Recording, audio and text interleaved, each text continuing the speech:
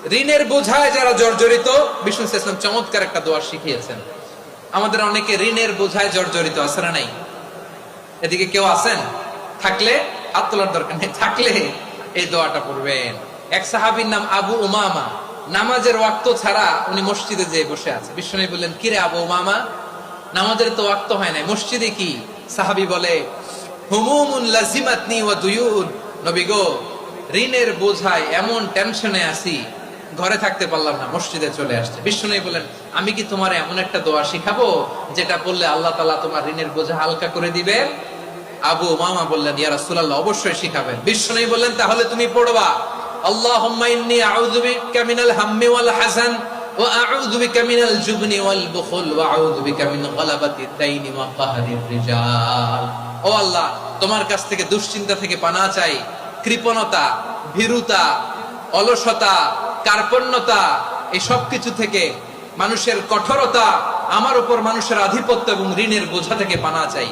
এই দোয়াটা যখন বিষ্ণু শিখাই দিলেন, আবু উমামা বারবার এই দোয়া পড়ে, আল্লাহুম্মা ইন্নী আউযু বিকা মিনাল হাম্মি ওয়াল হাযান ওয়া আউযু বিকা মিনাল আজজি ওয়াল কাসাল ওয়া আউযু বিকা মিনাল জুবনি ওয়াল বুখল ওয়া আউযু বিকা মিন গালাবাতিদ দাইনি ওয়া কাহরির রিজাল।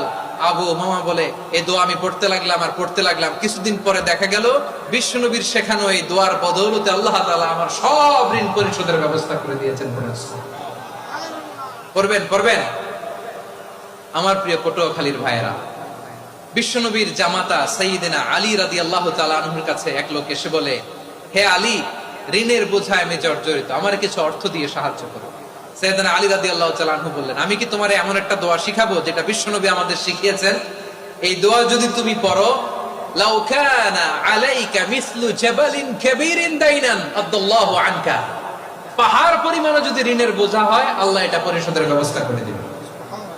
ছোট্ট একটা দোয়া বিশ্বনবী শিখালেন, বললেন, তুমি পড়বা, আল্লাহুম্মা কফিনি বিহালালিকা আন হারামিকা ওয়া আগনিনি বিফাদলিকা আম্মান সিওয়াক। মুখস্থ আছে? হ্যাঁ, আছে। আল্লাহুম্মা কফিনি বিহালালিকা আন হারামিক, আল্লাহ তোমার হালাল দিয়ে আমাকে পরিতুষ্ট করো, হারাম থেকে বাঁচিয়ে রাখো, আর তোমার অনুগ্রহে মানুষের মুখাপেক্ষী যেন আমি না হই, আমি যেন সবসময় তোমার মুখাপেক্ষী হয়, ওই তৌফিক দিও। সুবহানাল্লাহ।